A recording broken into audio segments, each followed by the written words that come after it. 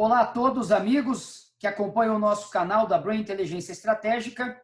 Nós estamos aqui durante a pandemia com uma série de entrevistas com diretores e CEOs de empresas de incorporação no Brasil de capital aberto. E hoje nós vamos falar com o Flávio Zarzur. Ele é CEO da EZTEC, uma das mais tradicionais empresas de incorporação do Brasil, com grande atuação, em especial no mercado de São Paulo. É um prazer estar falando com você. Já conheço o seu histórico, vejo que vocês têm um conhecimento profundo do mercado imobiliário. Se há um mercado que precisa ter conhecimento e é dado a trazer surpresas, mesmo para quem sabe, é o nosso mercado imobiliário. Assim, então, eu vou começar aqui contando a história da EZTEC. A EZTEC é uma empresa que tem 42 anos. Na verdade, quando fundou meu pai, eu e o meu irmão Silvio. A gente estava terminando a faculdade e o meu pai já tinha um histórico no mercado imobiliário. Então, meu pai até é uma pessoa, vamos dizer assim, emblemática no mercado imobiliário. Meu pai é o 7º irmão, e o irmão mais velho do meu pai era o tio Valdomiro. E o Valdomiro, ele montou uma construtora lá pelos idos, eu vou te falar assim, final dos anos 40 e começo dos anos 50. Nossa. Porque assim, meu tio Valdomiro teria mais de 100, teria uns 100, ou 98. Então, a construtora era um libanês e um judeu. E eles tinham como filosofia financiamento próprio, não usavam PNH. Essas duas coletividades começaram a trabalhar no mercado imobiliário. Isso é emblemático. Até hoje, o prédio mais alto de São Paulo no passado já foi lá Palácio Zarzur e Koga, e hoje voltou a ser Palácio Zarzur. O Palácio Zarzur é o prédio mais alto de São Paulo. Meu tio terminou esse prédio em 1967. Acho que você não tinha nascido. Não tinha. Então é assim. Então, eu só estou te contando a história, só para você também ter uma ideia. Meu avô tinha uma tecelagem e queria que ele trabalhasse na tecelagem. E meu pai não gostava de tecelagem. E aí, meu tio Valdomiro, mesmo aqueles que trabalharam em tecelagem, o dinheiro que ganhava colocava em mercado imobiliário. Ele trocava por apartamento e ganhava comissão do apartamento. Tempos depois, ele montou uma firma de venda e vendia para o meu tio Valdomiro. Assim como meu tio Valdomiro era o primeiro de 9 irmãos e se formou em engenharia, todos os outros, na sequência, nenhum deles se formou em nenhuma faculdade superior. Veja bem, porque meu avô... Olha que emblemático. Ele fala, mas para que se formar? Para que se formar? E meu tio Valdomiro quebrou essa regra. Mas colocou o resto no mercado imobiliário, mas nenhum deles tinha esse curso superior. Mas todos eles tinham comércio na veia e tocamos a vida nesse caminho. Então, só para dar uma pincelada. Então, quando nós abrimos a EZTEC, meu pai já tinha tido 2 empresas de venda, e aí ele já fazia algumas incorporações, mas quem construía ou era meu tio ou outros sócios. Aí, como eu e o meu irmão seguimos a carreira de engenheiros, aí a primeira coisa jogou, a gente montou uma firma de engenharia e começamos a construir as obras que eram incorporadas por outras SPS. Em 78 começou, na verdade, ela não chamava EZTEC, ela chamava Técnica Construção e Comércio Limitada. A gente sempre teve por filosofia fazer financiamento próprio. A gente nunca não pegava financiamento imobiliário e vinha lá acumulando, entendeu? Quem nos financiava na época eram os nossos fornecedores. Então, a firma de tinta, a firma de cimento, que era a Votorantim, era toda uma relação diferente, era um universo diferente. E o nível de formalidade também era outro.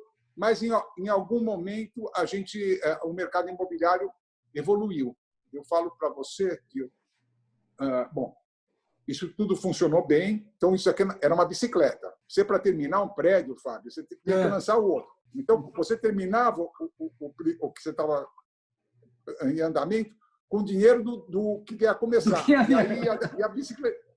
E aí você falava, se a bicicleta parar, ferrou. Mas tudo bem. A vida nos favoreceu e conseguimos terminar.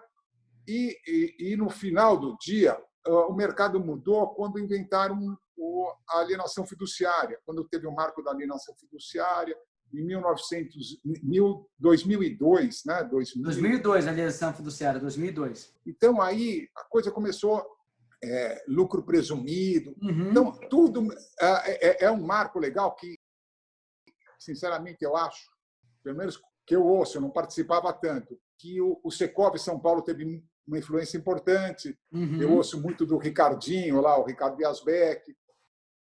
Tinha lá tem uma turma que se empenhou muito nisso. E esse marco deu uma sustentação para o mercado, e o mercado aí começou a mudar. Então, a gente falou, bom, continuamos no mercado, continuamos fazendo tudo do mesmo jeito que a gente fazia antes, só que a tempestades, por exemplo, quando você imagina que a gente viveu uma tempestade no plano Collor, foi uma coisa terrível. Uhum. Todos os nossos recebíveis viraram um pó de um dia para o outro. Pó. Então, que a sorte é que tudo que não estava vendido valorizou muito e tinha bastante juventude. Então, a gente tinha disposição, sempre que tinha um problema, a gente enfrentava e tocamos bem a vida. Naquele começo dos anos 2000 ali, então, vocês lançavam um prédio por ano, um prédio a cada 2 anos. Como é que estava o porte da EZTEC ali nessa época? Olha, é assim, olha, nosso porte sempre foram empreendimentos grandes. Uhum. O nosso histórico era fazer empreendimento mais não falo periferia, mas eu falo assim, na Zona Leste, no Butantã, aonde os terrenos eram mais baratos. Então, meu pai tinha uma filosofia que eu não vou lançar na Paulista, porque um terreno na Paulista que custa R$10 mil o metro, para mudar para 20, é um sofrimento. Era classe média. Classe média. Tá. Aí, Vila Madalena. Na época, Vila Madalena, nós temos que lembrar que é outra época, né? Classe média. Sim. Não tinha nada de favela, mas era uma outra pegada, era uma outra formalidade, e a gente se sentia bem lá, e andamos bem, e nos fortalecemos nesse período. Uma crise, a gente não tinha saída para empreendimentos, a gente fazia um ou outro imóvel para alugar, para renda. Então, nós fizemos, nesses períodos, a gente fez dois fóruns, o Fórum do Tatuapé e o Fórum de Santana, e aí a gente alugava para o Tribunal de Justiça. Então, esses prédios nos deram uma solidez, né?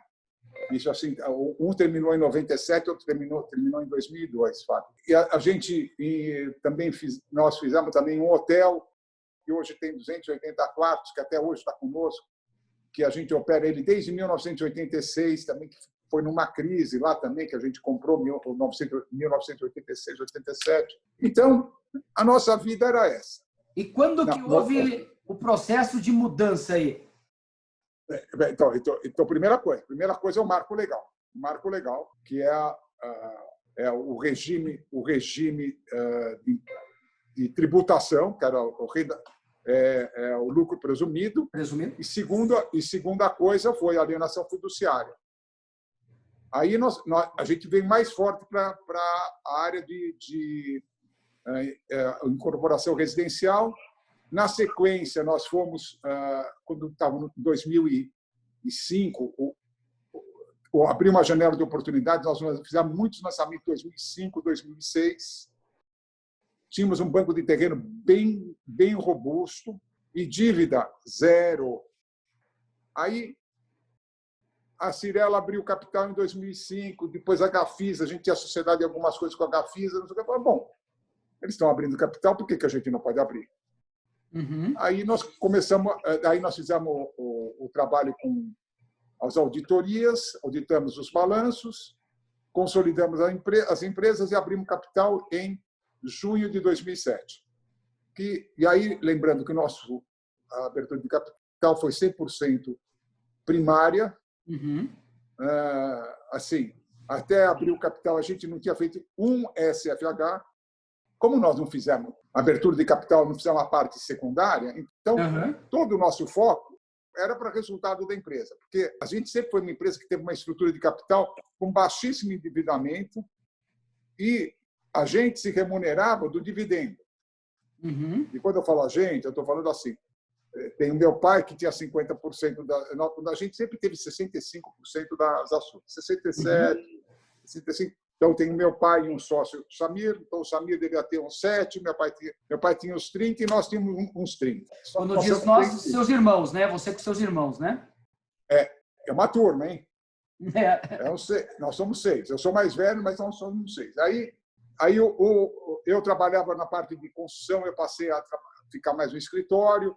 O outro que trabalhava comigo na construção, até hoje toca a construção. O Silvio, que trabalhava na incorporação, continuou na incorporação, continuou acompanhando uma parte de projetos. O Marcos, na parte comercial, na equipe de vendas. Aí tem o meu cunhado, Mauro, que é casado com minha irmã há 35 anos. Ele faz mais o back-office, ele faz a parte de CEO. Depois você tem um outro cunhadinho que ele cuida da parte do diretor jurídico, também fica lá. E aí, no final do dia, os outros diretores, assim, o Emílio, que é o nosso diretor financeiro, acho que você deve conhecer o Emílio. Então, ele trabalha conosco como fornecedor de serviço desde do ano 98, 99. Ele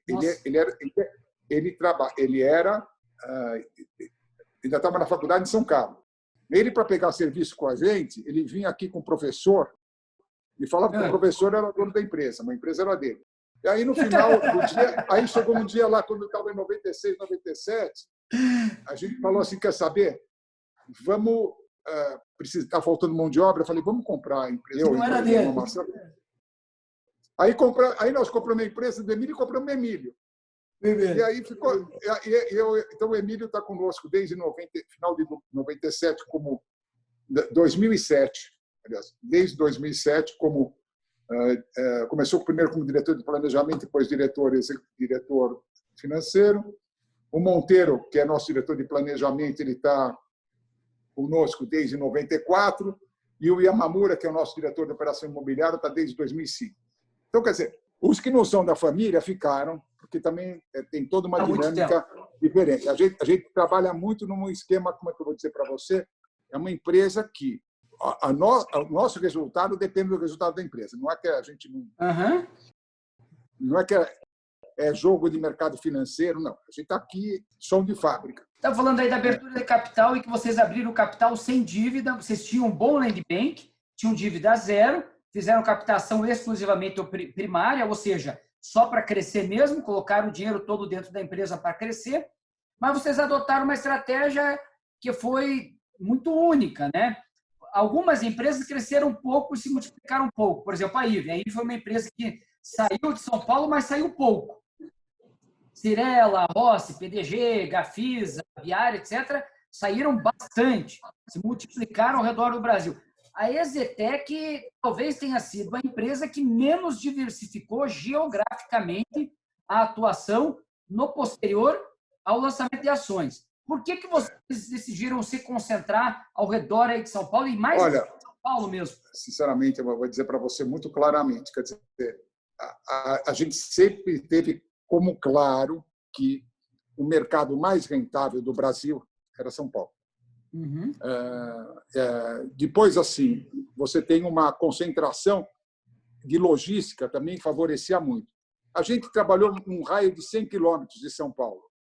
E os empreendimentos que a gente vai melhor é em São Paulo e na Grande São Paulo. Então, na questão de logística, a gente precisava rentabilizar, a gente não queria fazer volume, a gente queria fazer qualidade e queríamos rentabilizar. Então, a gente ficou aonde a gente conseguia tocar. Meu pai tinha até uma frase que ele colocava, deve estar lá, aqui atrás, a gente só vai até onde a vista alcança. E a gente tocava assim, e na verdade, é uma coisa que a gente ficava mais confortável. Eu vou dizer para você que, nesse meio tempo, a gente trocou ideia com algumas empresas.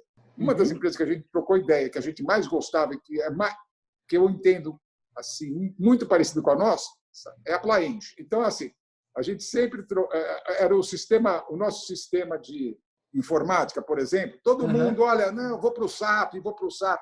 Daí a gente ligava lá para os meninos, lá para o Marco.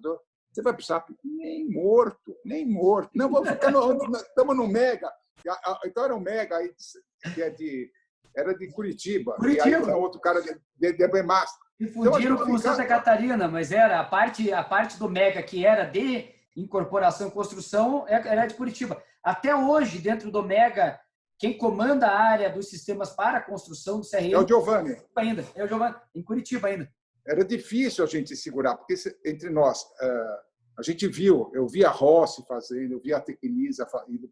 A gente, e assim, no final do dia, quando a gente trocava a informação, um com o outro com um, fala, pô, não vamos inventar, né?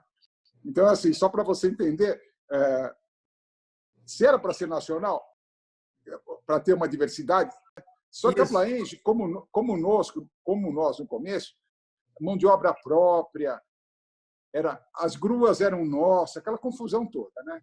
Então, disse que chegava lá em Campo Grande, né? Então, vinha uma empresa de São Paulo, a Plaenge lá está montando a grua, não sei o quê, a grua dela. Aí chega o cara lá da empresa vizinha, para o engenheiro, fala, aonde você alugou essa grua? Ele fala, alugou a grua aqui em Campo Grande, nesta época. Você não vai alugar nunca. Você entendeu? Quer dizer, ou você faz uma base, tem tudo. Então, é nesse sentido que a gente era muito parecido e a gente trocou muita ideia e funcionava. E a vida foi essa. Então, a gente tocou uma empresa de capital aberto como se fosse uma empresa normal, fechada, a gente não tinha... E vocês sempre tiveram um foco muito grande na rentabilidade também, né? Exatamente. Foi uma das empresas que mais se notabilizou entre as empresas de capital aberto por buscar uma saúde financeira e uma rentabilidade sempre como um alvo importante a ser atingido, mais importante do que o tamanho da empresa em si, né? É lógico. Assim, a gente já tem muito risco. Para que adicionar dívida no risco? Então, se você tem risco de Ministério Público, risco de distrato, risco de não sei o quê. Então, Ministério Público do Meio Ambiente, né? Uhum. Aí você colocou dívida no jogo, a conversa fica, o risco fica muito majorado. Então, a gente evitava, viu, Fábio? Então, é mais ou menos essa a nossa história. E aí, em algum momento da história, a gente diversificou, porque primeiro a gente fazia salas comerciais, em algum momento a gente fez os prédios corporativos, que foi nós tivemos um sucesso muito grande nos prédios corporativos, no EZ Tower, estamos fazendo o Ster Tower, estamos fazendo mais 2 prédios corporativos pequenos. Você acha, Flávio, inclusive, você está falando do corporativo, queria aproveitar esse gancho, que é interessante, porque quando eu falo, a gente conversa no Brasil inteiro, e como a gente circula, em especial no Norte e no Nordeste, e lá as empresas às vezes circulam menos com o público de São Paulo, na cabeça de quem não é São Paulo, a EZTEC está muito mais ligada a alto padrão do que a médio padrão, né? Se eu for lá num empresário... mas é um erro, né? E a EZTEC? O que você acha da EZTEC? Pô, a EZTEC é uma empresa boa que tem uma alta rentabilidade porque trabalha no alto padrão. Essa é a leitura que as pessoas fazem. Por que você acha que tem gente que tem essa leitura? Olha, eu vou te falar uma coisa. Se você entra no nosso site e vê o nosso empreendimento Cidade Maia, em Guarulhos, você vê o nosso empreendimento Jardins do Brasil, em Osasco, você vê o nosso empreendimento lá em Santo André, agora já não me lembro mais, mas também, tudo bem, tem apartamentos grandes, médio, pequeno. Não é nenhum desses 3 empreendimentos, são Minha Casa Minha Vida, mas 2.500 apartamentos, 3.000 apartamentos, 5.000 apartamentos. Então é cidades, né? Uhum. Então, e Guarulhos, Osasco e Santo André não são alto padrão. É um padrão. Pode ser que Santo André, um bairro um pouquinho melhor, era médio-alto, tudo bem, mas aí é uma classificação, até acho, hoje em dia, qualquer coisa que você fala, você pode ser tomado como racista. Né? Não tem. Nosso negócio é médio. Nosso negócio forte é o médio-médio. E agora, então, como eu falei para você, nós temos essa parte do corporativo, salas comerciais quando há essa janela, Temos o médio, que é o nosso carro-chefe, o Minha Casa Minha Vida, aqui na cidade de São Paulo, porque o zoneamento nos indicou, a gente tem conseguido a mesma rentabilidade, porque assim nós historicamente trabalhamos com margem bruta de 40 e margem líquida de 30. Uhum. Ok, com esse juro de, sei lá, 2,5%, 3% ao ano, não sei como é que vai, se é para ser nessa linha, mas a gente consegue a mesma margem no Minha Casa Minha Vida, aqui na cidade de São Paulo, que a gente tem nas outras faixas. A única coisa que a gente precisa conviver um pouquinho mais com a Caixa, mas em tudo a gente tem usado a mesma margem. E você falou, né, dos empreendimentos muito grandes da EZTEC. 2.000 unidades, 3.000 unidades, até 5.000 unidades. Antes da crise dos distratos e antes do início da crise econômica, não da pandemia, a crise que nós vivemos no final do primeiro governo Dilma, depois todo o período de impeachment, etc., em que o mercado conviveu muito com os distratos. E os grandes sofreram, porque naturalmente, se você pega 2.000 unidades, se tiver só 10% de distrato, são 200 apartamentos prontos voltando, né? Essa orientação para empreendimentos com muitas unidades permaneceu ou vocês fizeram algum ajuste não na categoria de produto, mas no tamanho do porte dos empreendimentos? Então, vamos falar assim, se eu pegar essa Cidade Maia, nós fomos pego ainda não tinha a lei de distrato como temos hoje, a gente foi pego no contrapé, mas aí a gente negociou com todo mundo, não acertava com todo mundo, evitava de brigas com ação, né? A gente tomava as atitudes defensivas rapidamente. A gente, um a um, de cada um dos distratos, a gente acompanha ou eu ou o Silvio, meu irmão, cuida. Então, a gente tem uma gestão ponto a ponto. Eu acho que no porte dos empreendimentos, vocês ainda miram esses projetos com 2.000 unidades? Não, a gente ainda mira esses projetos, porque assim, se por um lado você tem essa situação de você adicionar um risco de distrato e tudo mais, você tem um custo menor de produção e um custo menor de venda muito representativo. Então, a gente sempre gostou, mesmo 10, 15, não, 20 anos antes de abrir capital a gente gostava e até hoje a gente gosta de empreendimentos grandes. A gente prefere. Eu queria fazer uma última pergunta antes de entrarmos no contexto pandemia, que é um empreendimento também que acredito tenha sido um marco na vida da EZTEC, que foi o lançamento do Parque da Cidade, que em termos de projeto residencial, no ano passado deve ter sido o maior lançamento em VGV da cidade, ano passado, em projeto residencial, e que tem ido muito bem, inclusive, e que arquitetonicamente, enquanto também desenvolvimento urbano, é um marco. Ele está dentro de um contexto mais amplo, né? Ele não é sozinho, mas o conjunto residencial é algo assim que marcou muito a cidade. Como é que surgiu esse projeto e como é que foi o processo de lançamento dele? Esse projeto nós compramos da Odebrecht, não pagamos barato, era uma conta difícil, a gente tinha um desafio em conseguir colocar o produto no preço que rentabilizasse, principalmente não tanto pelo custo de fração ideal que nós pagamos para o Odebrecht, porque é um projeto muito complexo, é um projeto que ele gira, né? Então, a cada 4 andares ele vira e muda de pé direito, e é um projeto de uma empresa holandesa. Então, teve um desafio grande. A gente, e na parte de desafios de engenharia, a gente tem uma ótima gestão. A gente conseguiu ter um preço adequado de construção para poder ter um preço razoável de venda. E aí a equipe interna e tudo mais, a gente teve um momento que abriu a janela, a gente saiu e colocou o produto. Então, foi isso que aconteceu, está sendo um sucesso. Só para vocês saberem, tem vendido ainda nessa época, essa semana aqui nós vendemos 2 apartamentos. Quanto está o metro hoje lá do apartamento? A média que foi 16.500. 16.500. E são grandes, né? São apartamentos de metade. Tem apartamento de 135, 165, 190 e 225. Uma coisa... E assim, Fábio, essa parte tem do bem, também só para complementar, também os prédios corporativos nossos, a gente tem um design que a gente tem de um projetista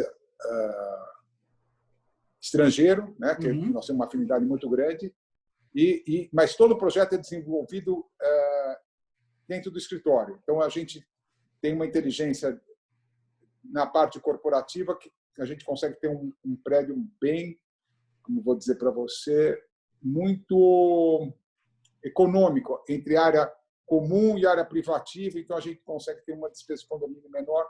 Então, isso tem diferenciado os nossos produtos nessa área e também tem o custo de construção, que também consegue que o projeto fique com o custo adequado para que a gente possa colocar no fio. E uma coisa que você falou, que é bem onde eu queria começar a tocar sobre a pandemia, que diz respeito a vendas.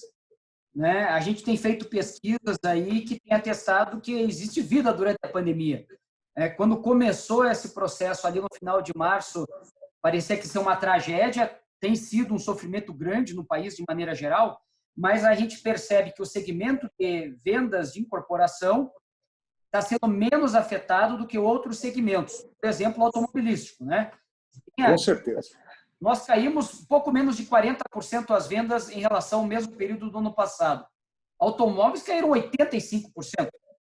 Né? Então, assim, quando a gente compara o que seria o produto mais perto de comparar com o nosso, que do mercado imobiliário, que seria um automóvel, pela questão de preço, ticket, a gente caiu menos do que o dobro. Em todas as pesquisas nós temos falado, Flávio, que o mercado imobiliário tem várias questões diferentes. Uma delas é que existe a demografia ao nosso favor. As famílias continuam casando, as pessoas se separam, pessoas têm filhos, pessoas mudam de cidade. Então, existe um número mínimo que faz com que o mercado imobiliário tenha um patamar mínimo. Né? E mesmo nos Estados Unidos, nós percebemos em alguns dados que o mercado, enquanto o mercado de aviação, por exemplo, caiu 92%, o mercado no pior momento da crise, da pandemia lá, o mercado de incorporação caiu 35%. 35%. Próximo do que foi aqui, que foi 38% de queda em abril. Então, a gente é um mercado mais resiliente. Mas e as vendas? Como é que a EZTEC estava preparada e o que vocês eventualmente se adaptaram rapidamente para poder atender e manter padrão de vendas nesse momento quase que exclusivamente online? Ainda mais que em São Paulo os plantões ficaram muito tempo fechados, né? Tudo que você está falando é uma pancada que a gente sofreu. Porque, na verdade, é assim, a gente vinha a 220 km por hora e botaram um muro na nossa frente. Então, foi uma coisa que a gente levou um susto e ainda assim, nós estamos numa época que, para a Brain, é um desafio, para você fazer um cenário futuro. Porque qualquer coisa... Aí eu fico vendo assim, quando... chama um cara vamos conversar com o cara do economista do Itaú, o economista do Bradesco. Eles falam, mas não dizem o que vem. Não sabe. Então, assim, tudo bem. A gente está vivendo cada dia. Quando você pega o mês de abril, nós tivemos uma venda que foi menos de 10% do que a gente vinha vendendo. Quando foi? No mês de maio, a gente vendeu algo como 30%. Eu acredito que neste mês a gente já vai vender algo como 60%. Entendeu? Estamos aprendendo. A gente já tinha as ferramentas montadas, mas agora todos os contratos são digitais, a assinatura de contrato é digital, o Zoom de treinamento para os corretores é 500 live todo dia, falando para os corretores, toda a parte de informação, tudo aquelas que vem as informações para os corretores acessarem os clientes que entraram no site. Então, isso tudo é uma novidade, ele está melhorando. Eu posso dizer para você que nessas, assim, vamos falar que agora nós estamos indo para a 9ª semana, 10ª semana. Uhum. Estou pegando de abril para cá. Uhum. Cada semana melhor. Uhum. É isso que está acontecendo. Essa semana está bem melhor, tá? E quanto que você acha que essa melhora derivou da própria melhora do mercado e quanto que ela decorreu do aprendizado que a EasyTech teve no período? Eu acho, sinceramente, que ela decorreu tipo 70% da melhora da EasyTech da tecnologia para acessar o cliente e 30% do cliente diminuir o impacto do susto que tomou, entendeu? Porque assim, nós mesmos estávamos assustados. Então melhorou. Então acho que estamos nessas as duas linhas estão crescendo, mas acho que a tecnologia, a confiança dos corretores melhorou mais do que o clima o clima dos clientes, mas apesar que o clima dos clientes, o susto diminuiu. A gente tem entendido justamente isso, né? Porque o momento zero, a incerteza é absoluta, né? Porque por mais que hoje a gente já tenha consciência de que a situação é grave, que muita gente morreu, nós somos já o segundo do mundo aí em mortes, muitos lugares no Brasil tiveram lockdown, etc. A gente consegue enxergar um pouco mais, a neblina é menos espessa do que ela era no começo de abril, né? E eu costumo dizer que tem pessoas que perdem renda, tem pessoas que perdem a renda inteira, mas tem muitas pessoas que não perdem o emprego e não perdem a renda. E o mercado imobiliário anual, em geral, já não consegue, o mercado novo, de projetos novos, não conseguia atender 100% da demanda. Porque nós tínhamos aí mais ou menos 30% da população que só conseguia comprar um projeto na planta, pela falta de poupança, né? Então, vocês que atuam muito com esses projetos grandes de apartamentos de 70, 90, 60, 100 metros, de pessoas que precisam da poupança ao longo da obra. E que o mercado era muito grande. E essas pessoas vão continuar precisando desse tipo de projeto. Então, na medida que ela consegue perceber mais como que a vida dela vai caminhar ao longo dos próximos meses, ela começa a conseguir tomar a decisão que ela não tomava antes, né? Mas em termos da tecnologia que você falou que vocês aprenderam, ela foi bem mais importante do que a melhora do ambiente econômico geral. Tem alguma coisa que você possa destacar assim que chamou mais a atenção, que olha, essa medida que a gente tomou, ou mudança no CRM, ou treinamento com os corretores? Olha, sinceramente, não teve alguma mudança no CRM, alguma mudança no DocSign, que é o sistema de assinatura do contrato. Mas você quer saber o que mais influenciou foi essas lives que faz com os corretores todos os dias, dando treinamento para eles. Porque assim, é que nem assim, olha, tem um sistema de um software maravilhoso, mas se o cara não treinar, ele não sabe usar.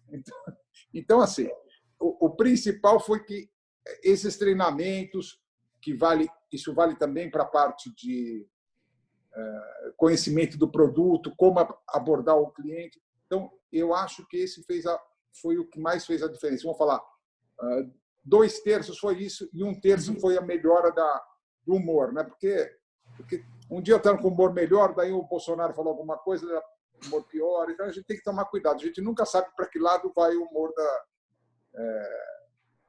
Então, é uma época difícil, E vocês estão comprando terreno ou acham que é um bom momento para comprar terreno hoje? As oportunidades tendem a aumentar à medida que algumas empresas ficam sem liquidez? Olha, é assim, a gente tem, de novo, eu precisava que a Brem me dissesse o que vai acontecer no próximo ano, para mim ficar mais confiante de comprar terreno. Sem dúvida, a gente tem alguns terrenos que a gente tem olhado e a gente tem tido a disposição de assumir um risco comprando, mas não tem tido assim, o cara está vendendo terreno por 50% do valor. Não existe. Nem 10% mais barato. O terreno está no preço pré-pandemia. Uhum. Eu não vi essa moleza aí. Essa moleza não aconteceu. E, então, esse é um ponto que a gente está vivendo. A gente tem algumas coisas que a gente está comprando porque a gente fica confortável com aquele risco daquele terreno, mas não é que é uma coisa assim que a gente está consumindo, fazendo um consumo de caixa brutal, porque a gente não está vendo uma oportunidade. Em geral, vocês permutam ou compram o terreno, Flávio? Uma coisa assim, para deixar bem claro, a filosofia da empresa é não permutar pagamento em dinheiro. Então, assim, como nós privilegiamos a margem bruta, margem líquida, então a gente tem essa filosofia que vem desde os idos do meu pai, né? Porque basicamente assim, se você permutar um imóvel, de repente você, para pagar o que você permutou, você vai ficar com 90% do prédio para pagar os 10% do cara. Então a gente não gosta de ter permuta. Nós não fizemos, se falar assim, em todos a nossa operação, se a gente fez aí uma ou duas permutas, talvez tenha sido muito, mas a gente faz ainda com imóvel pronto e coisa e tal. Você comentou em um momento lá no começo da entrevista, quando eu estava falando até de taxa de juros, nós muito provavelmente chegaremos a 2% de taxa Selic aí esse mês de junho ainda. Já começam algumas pessoas falando que com 2 meses de deflação, indo para o provável terceiro mês de deflação nos indicadores de preços, né? Nós estamos com uma taxa de inflação acumulada até maio de menos de 1,88% em 12 meses. Tem gente já falando da possibilidade de cairmos abaixo dos 2% na taxa Selic. Você acredita que o apetite do cliente investidor, seja aquele investidor menor ou do investidor profissional grande, né, vai aumentar? Ou seja, nós veremos novamente um ciclo de alta da compra de imóveis pelo investidor imobiliário? Eu acredito que sim. Eu acredito que sim. Olha, vou te falar uma coisa. Fábio, só para você raciocinar, o pessoal estava acostumado a, olha, onde você vai aplicar teu dinheiro? Não, aplica no CDI, está dando 10%, 11% por ano. Tem problema, a renda está garantida. Aí, agora, com essa taxa de juros, as pessoas ou entram em ações ou entram em fundos imobiliários, e que os fundos imobiliários também é um veículo de, eventualmente, você dar liquidez para empreendimentos comerciais. Então, são coisas que eu acho que vai ser fomentado com essa taxa de juros. Eu acho que essa taxa de juros vem pelo menos há 2 a 3 anos. E assim, eu fico muito de tudo que eu vejo de dificuldade no mercado, no governo.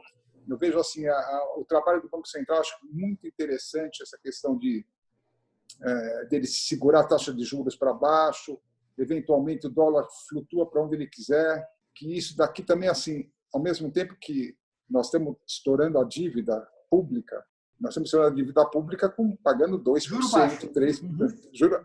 Imagina se estivesse pagando 10%. Aí, Nenê, estávamos ferrados, né? Então, eu acho que tem que ter sangue frio. Assim, um drive para você colocar na tua ferramenta aí esses caras têm que aprovar essa reforma aí da administrativa e reforma tributária nesse segundo semestre, porque aí começarem a desconfiar. O problema, quando eu falo, se o investidor começar a desconfiar, a coisa fica mais difícil. Então, todos nós, empresários, pensadores, fomentadores, vocês que são jovens, temos que fomentar isso nas pessoas. As pessoas têm que correr para esse equilíbrio fiscal, pelo menos passando, a partir do ano que vem, passando esse terremoto, esse maremoto que está acontecendo no mundo. Tsunami, né?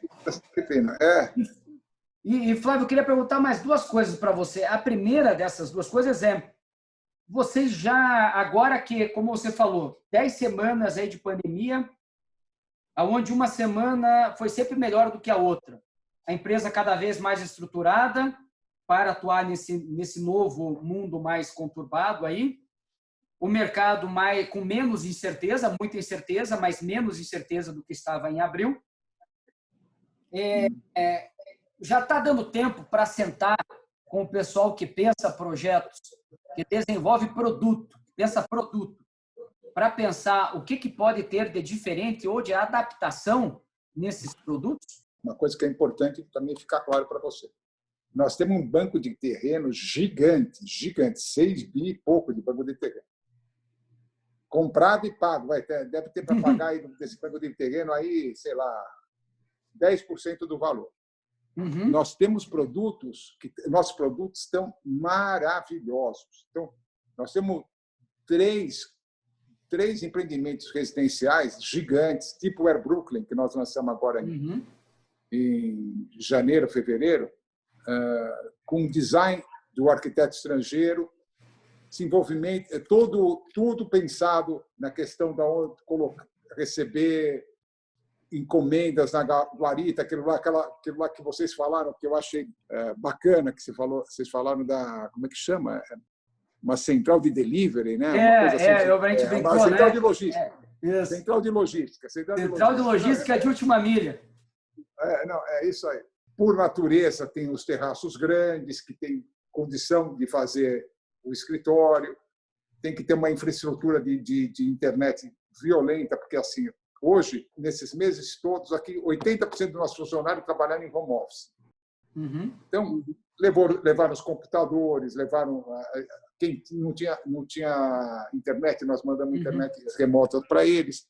Mas o que acontece é que a gente está com esses produtos bem adaptados para esse novo momento que a gente vai viver, que não é muito diferente do nosso produto base, porque talvez tenha que fazer uma melhoriazinha na guarita para poder ter aquela sala para despacho, né? Porque você imagina, se você tiver um prédio com 600 apartamentos, esse é o Brooklyn que nós lançamos agora em fevereiro, tem acho 500, 600 apartamentos. Então, para chegar a encomenda lá, você precisa ter um centro de logística mesmo. É isso aí.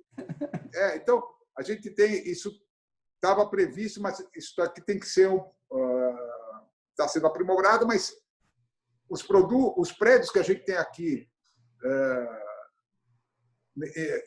montando, fazendo os projetos são maravilhosos. Me dá uma confiança enorme de que a gente vai ter sucesso, porque eles são uma arquitetura bem de ponta, viu? Assim, do Parque da Cidade para cima. Uau! Então, vamos falar, já está até que seguro nesses projetos. Qual que é o próximo lançamento da EZTEC? Qual vai ser o primeiro lançamento? Não sei se já tem prazo, porque eventualmente o prazo está sendo calibrado, mas qual que é o próximo lançamento e qual que é a ideia de lançá-lo? Os próximos produtos, nós temos 3 empreendimentos que estão na mira, mas eles não estão aprovados. Não estão aprovados, tá? E a dinâmica de aprovação na prefeitura acho que está muito difícil, né? Temos um que é Minha Casa Minha Vida puro, lá no caminho, lá, sei lá, para Itaquera. Temos outro que é um médio-alto padrão, que é na aclimação. E temos um outro que é aqui na República do Líbano, que é altíssimo padrão. Então, a gente está com... Só que nenhum deles está aprovado e tem vários projetos que estão no mesmo estágio que, conforme forem sendo aprovados, a gente não tem controle disso. E o ponto é assim, nós não temos controle disso. Isso daqui é uma dificuldade, nessa época, a aprovação da prefeitura. Acho que, mas quando é uma dificuldade para todo mundo, tá ok, vamos viver a dificuldade juntos. E como é que foi o lançamento online, que você comentou que o Z foi relançado agora de maneira online? Como é que foi feito isso? É assim, eles fizeram no Zoom, aí a pessoa entra, tem lá algum brinde para entrar, ela entrou, aí se ela se interessa, vai para uma sala, não sei se... Uma sala especial. Uma sala especial, conversa com ele, e basicamente é isso que eles estão fazendo, tem todo um tour virtual que é mostrado, é um ponto que é...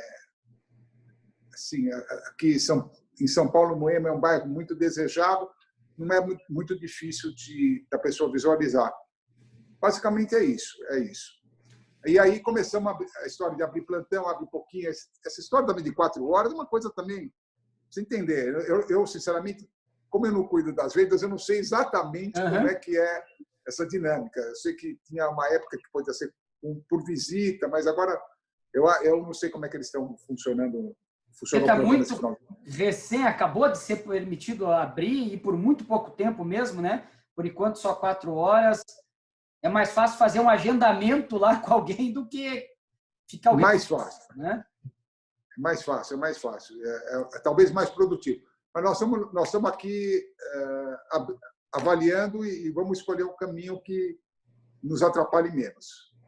Flávio, foi um prazer enorme conversar com você. Desde das conversas da história do seu pai e do seu tio, que era algo que eu não conhecia, né? O papel que eles tiveram no desenvolvimento do mercado de São Paulo, histórias muito bacanas. Há uma empresa que tem muito a ensinar, foi realmente muito... e que atua de maneira diferente, como uma empresa de capital aberto, em 2 coisas, pelo menos, muito diferentes da grande maioria. Vocês são muito... A família, de maneira geral, é muito ativa, toda a família é muito ativa na gestão do negócio, e é uma empresa avessa à permuta, né? Que são 2 parâmetros que são diferentes e dentro do contexto de vocês, não há dúvida que a Zetec, em todo esse período, foi das empresas que melhor conseguiu passar pelas crises dos últimos anos que nós vivemos no Brasil. A gente percebe isso pela maneira como a Bolsa sempre soube avaliar o valor justo das empresas dentro do contexto do que é possível no Brasil nesse momento, evidentemente, né? Então, parabéns, muito obrigado. Vocês querem deixar uma palavra final aí para o pessoal? Não, olha, eu agradeço também a oportunidade de bater papo com vocês. É assim, eu não conhecia, fiquei conhecendo daquela live que você fez com França, você e o Marcos. Isso. Achei bem bacana a maneira que vocês se colocam. Assim, nós estamos vivendo um momento difícil. Eu acho que é um momento difícil, por mais que a gente tenha algumas experiências que nos dão um alívio, né? Quer dizer, e a gente, quando nessas experiências a gente tem alívio, a gente tem que conseguir energia para os novos desafios. Então, eu acho que isso daqui a gente procura fomentar, porque também a gente já tem uma rodagem, né? E muito bom, assim, eu fico satisfeito de conversar com você, entender trocar essas informações, dar um pouquinho da nossa cultura para vocês, e a gente vai poder, em outras oportunidades, falar mais algumas coisas e trocar ideias. Legal, Flávio. Muito obrigado. Agradeço a todo mundo que está assistindo. Se gostou da entrevista, curta aqui embaixo, passe para os seus amigos, para os seus corretores, amigos, para os seus colegas. Obrigado, Flávio, e até a próxima. Um abraço, viu? Tchau, tchau.